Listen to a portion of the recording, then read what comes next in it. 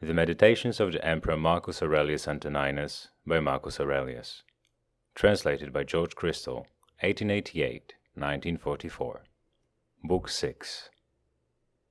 The substance of the universe is docile and pliable. The mind which governs it has in itself no source of evil doing. It has no malice, it does no ill, and nothing is hurt by it. By its guidance all things come to be, and fulfill their being. Act the part which is worthy of you, regarding not whether you be stiff with cold or comfortably warm, whether you be drowsy or refreshed with sleep, whether you be in good report or bad, whether you be dying or upon some other business. For death also is one piece of the business of life.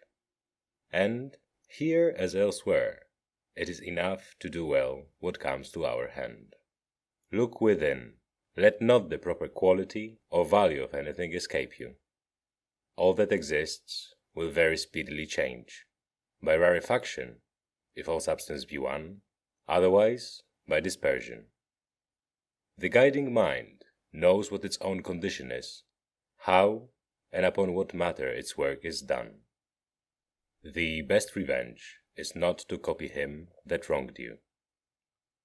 Find your sole delight and recreation in proceeding from one unselfish action to another, with God ever in mind. The ruling part of you is that which rouses and steers itself, making itself what it wishes to be, and making all that happens take such appearance as it will. All things are accomplished according to the will of universal nature. There is no other nature to influence them which either comprehends the former from without, or is contained within it, or exists externally and independent of it. The universe is either a confusion, ravelled and unravelled again, or else a unity compact, of order and forethought. If it be the former, why should I wish to linger amid this aimless chaos and confusion, or have any further care then how to become earth again? Nay, why am I disturbed at all? Dissolution will overtake me, do what I please. But if the latter be the case, I adore the ruler of all things.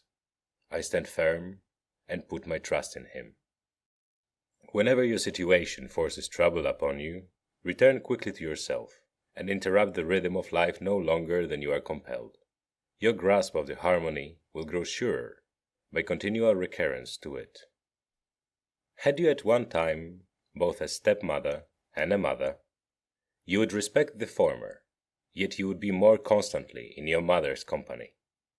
Your court and your philosophy are stepmother and mother to you. Return then frequently to your true mother, and recreate yourself with her. Her consolation can make the court seem bearable to you, and you to it. Keep these thoughts for meats and eatables. This that is before me is the dead carcass of a fish, a fowl, a hog. This valerian is but a little grape juice. Think of your purple robes as sheep's wool stained in the blood of a shellfish. Such conceptions, which touch reality so near, and set forth the sum and substance of these objects, are powerful indeed to display to us their despicable value. In this spirit we should act throughout life, and when things of great apparent worth present themselves, we should strip them naked, view their meanness, and cast aside the glowing description which makes them seem so glorious. Vanity is a great sophist, and most imposes on us when we believe ourselves to be busy about the noblest ends. Remember the saying of Crates about Xenocrates himself. Most objects of vulgar admiration may be referred to certain general classes. There are first those which hold together by cohesion or by some organic unity, such as stone, timber, figs, vines, or olives. The things which men a shade more reasonable admire are referred to the class which possesses animal life, such as is seen in flocks and herds. When man's taste is still more cultured, his admiration turns to things which can show a rational intelligence. But he admires this intelligence not as a universal principle, but only so far as he finds it expressed in art or industry, or indeed sometimes merely so far as it is exhibited by his retinue of artist slaves. But he who values rational intelligence as a universal thing, and as a social force, will care nothing for these other objects of admiration. He will, above all things, strive to preserve his own mind in all its rational and social instincts and activities, and to this end he will cooperate with any of his kind. Some things hasten into being, some hasten to be no more. Even as a thing is born, some part of it is already dead. Flux and change are constantly renewing the world, just as the unbroken flow of time ever presents to us some new portion of eternity. In this vast river, on whose bosom there is no tarrying, what is there among the things that sweep by us that is worth the prizing? It is as if a man grew fond of one among a passing flight of sparrows, when already it had vanished from his sight. Our life itself is much like a vapor of the blood, or a drawing in of air. Our momentary actions of inhalation and exhalation are one in kind with that whole power of breathing which, yesterday and the day before, we received at birth, and which we must restore again to the source from whence we drew it. It is a small privilege to transpire like plants, or even to breathe as cattle or wild beasts do, to feel the impressions of sense, to be swayed like puppets by passion, to herd together and to live by bread. All this is no great thing. There is nothing here superior to our power of discharging our superfluous food. What then is of value? To be received with clapping of hands? No. Neither therefore is the applause of tongues more valuable, for the praises of the multitude are not by the idle clapping of tongues. Dismiss the vanity called fame, and what remains to be prized? This, I think, in all things to act, or to restrain yourself from action, as best suits the particular structure of your nature. This is the end of all arts and studies, for every art aims at making what it produces well adapted to the work for which it was designed. The gardener, the vine dresser, the horsebreaker, the dog trainer, all try for this. And what else is the aim of all education and teaching? Here then is what you may truly value. This well won, you will seek nothing more. Will you then cease valuing the multitude of other things? If you do not, you will never attain to freedom, self-sufficiency, or tranquility. You cannot escape envying, suspecting, and striving against those who have the power to deprive you of your cherished objects, nor plotting against men who are in possession of that on which you set your heart. The man who lacks any of these things must of necessity be distracted, and be forever complaining against the gods. But reverence and respect for your own intelligence will bring you to agreement with yourself, into concord with mankind, and into harmony with the gods, whom you will praise for all their good gifts and guidance. Upward, downward, round and round the courses of the elements. But the course of virtue is like none of these. It follows a diviner path, well directed in a way that is hard for us to understand. Strange are the ways of men. They can speak no good word of the contemporaries with whom they live, yet they count it a great thing to gain the praises of a posterity whom they never saw nor shall see. As well might we grieve because we cannot hear the praises of our ancestors. If a thing seems to you very difficult to accomplish, conclude not that it is beyond human power. But if you see that anything is within man's power, and part of his proper work, conclude that you also may attain to it. In the gymnasium, if someone scratches us with his nails, or in a sudden onset bruises our head, we express no resentment. We are not offended, nor do we suspect him for the future as one who is plotting against us.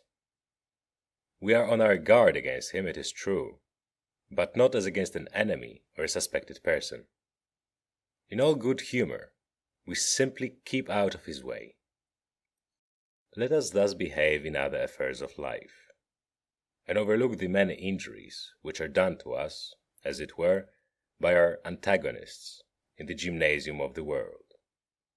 As I said, we may keep out of their way, but without suspicion or hatred.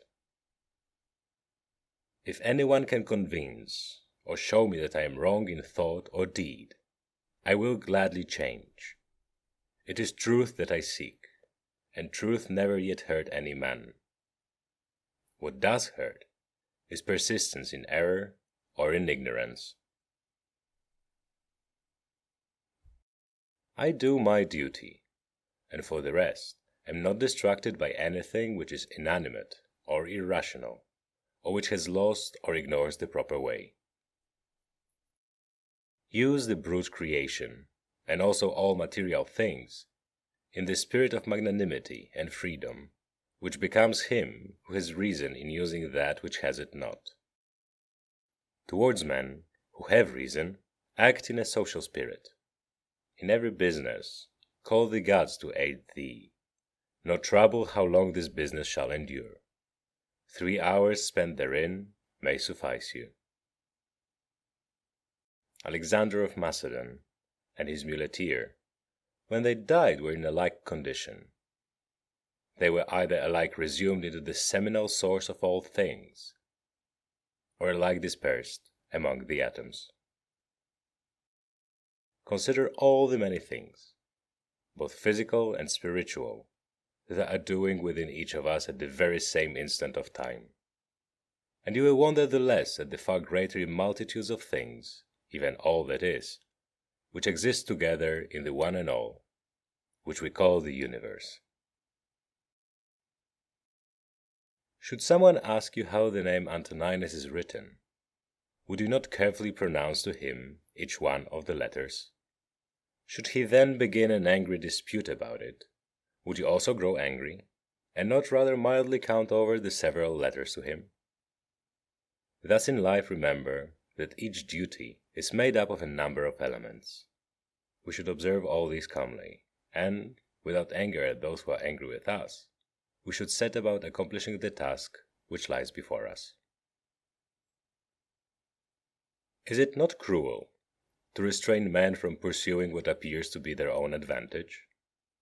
And yet, in a manner, you deny them this liberty when you show anger at their errors. Men are assuredly attracted to what seems to be their own advantage. Yes, you say, but it is not their advantage. Instruct them, then, and make this evident to them, but without anger. Death is the cessation of the sensual impressions, of the impulses of the passions, of the questionings of reason, and of the servitude to the flesh.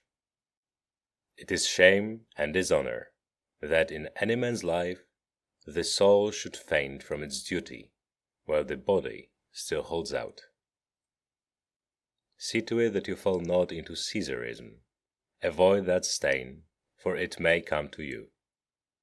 Guard your simplicity, your goodness, your sincerity, your dignity, your reticence, your love of justice, your piety, your kindliness, your affection for your kin, and your constancy to your duty. Endeavor earnestly to continue such as philosophy would make you. Reverence the gods, and help mankind. Life is short, and the one fruit of it in this world is a pure mind and unselfish conduct. Be in all things the disciple of Antonine.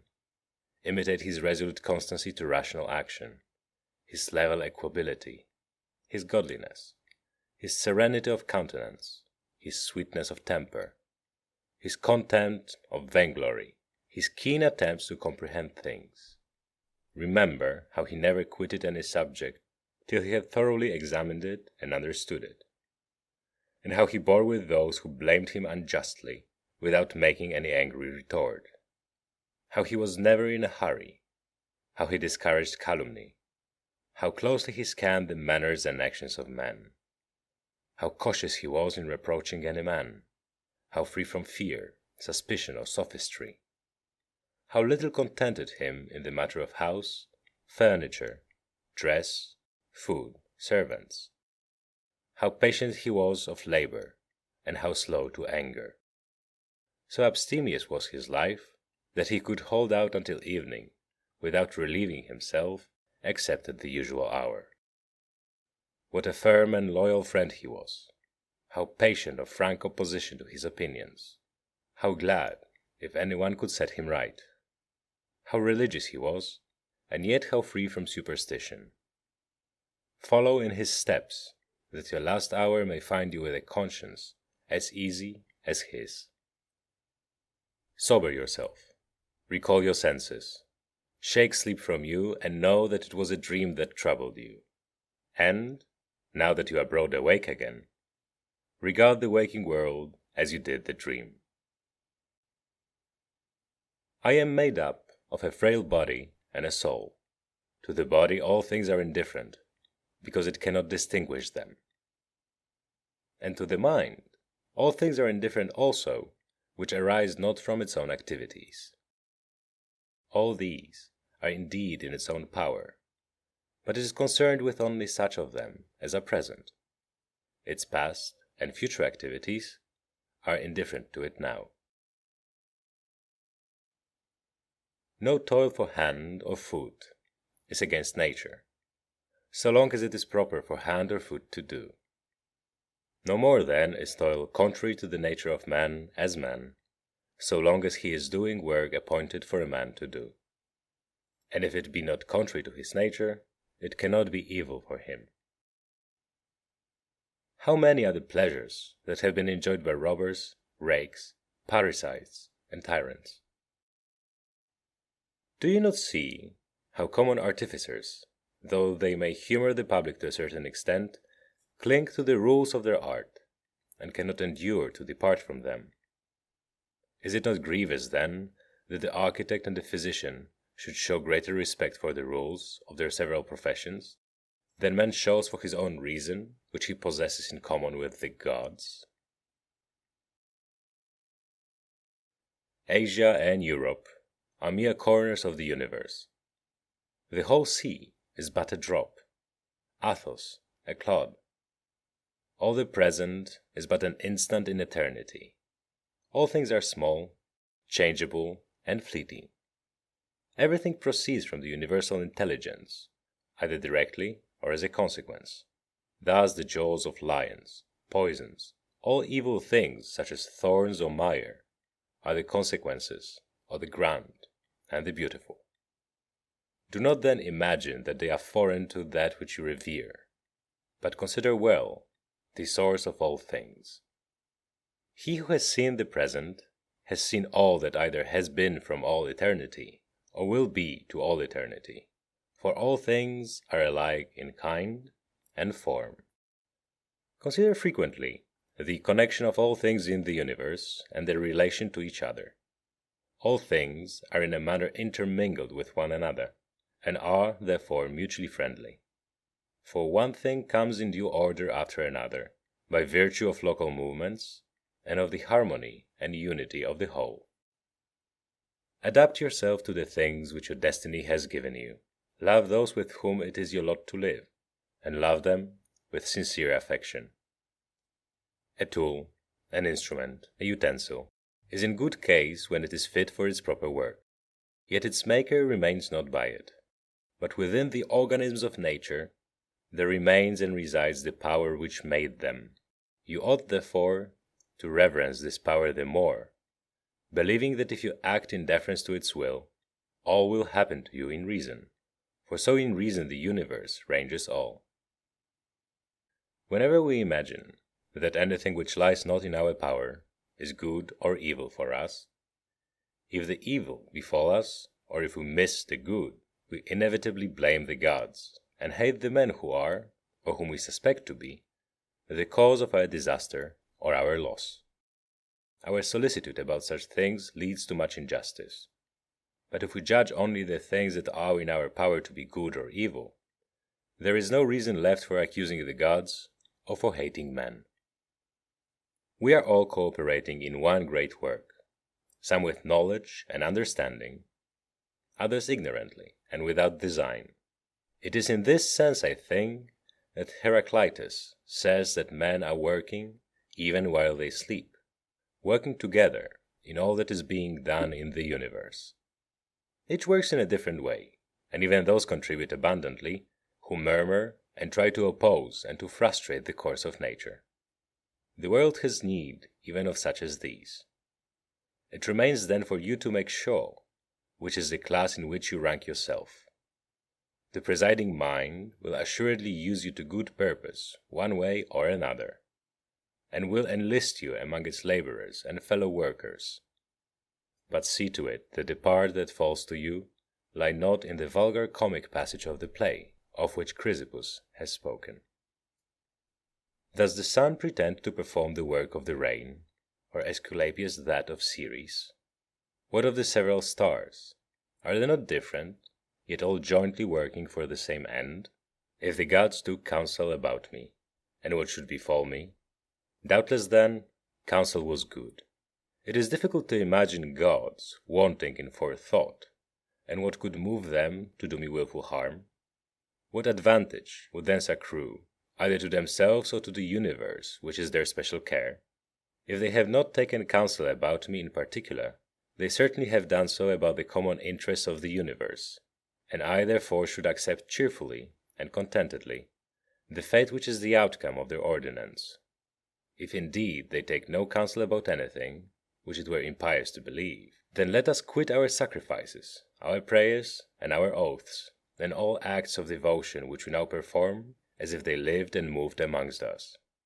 But granting that the gods take no thought for my affairs, I may still deliberate about myself. It is my business to consider my own interest. Now, each man's interest is that which agrees with the structure of his nature, and my nature is rational and social. As Antoninus, my city and my country is Rome. As a human being, it is the world. That alone, then, which profits these two cities can profit me. All that happens to the individual is of profit to the whole. This would suffice. But if you consider closely, you will see that it is also a general truth that all that happens to one man is of profit to the rest of mankind. Profit here should be taken in a somewhat general sense, as referring to things indifferent. In the amphitheatre and other such resorts the same or similar spectacles, continually presented, cloy at last. It is even so in all our experience of life. All things, first and last, are alike and like derived. When shall the end be? Think continually of all the men that are dead and gone, men of every sort and condition, of all manner of pursuits, and of every nation, returned back to Philistine, Phoebus, and Origanian, passed down to other generations of the dead.